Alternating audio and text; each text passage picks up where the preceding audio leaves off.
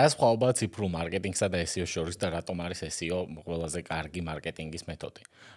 სტანდარტული ციფრული მარკეტინგის შემთხვევაში შენ გიწევს რომ სხვადასხვა ტიპის რეკლამებით მიწვდე და დააინტერესო პოტენციური მომხმარებელი, რომელსაც შეიძლება საერთოდ არ აინტერესებდეს შენი პროდუქტი ან სერვისი იმ კონკრეტულ შემთხვევაში. ხოლო SEO-თი შენ უბრალოდ ცდილობ, რომ შენი ვებსაიტი იყოს პირველ ტოპ 3-ში, მაღლა რაც შეიძლება Google-ში, როდესაც მომხმარებლები ეძებენ ამ ტიპის პროდუქტს ან სერვისს და შენ ამ შემთხვევაში პირდაპირ იღებ მომხმარებლებს. ანუ SEO შემთხვევაში შენ მომხმარებლებს ხვდები იქ, სადაც გეძებენ, ხოლო სტანდარტული მარკეტინგის შემთხვევაში შენ გიწევს, რომ იპოვო მომხმარებლები და დააინტერესო პოტენციურად ისინი.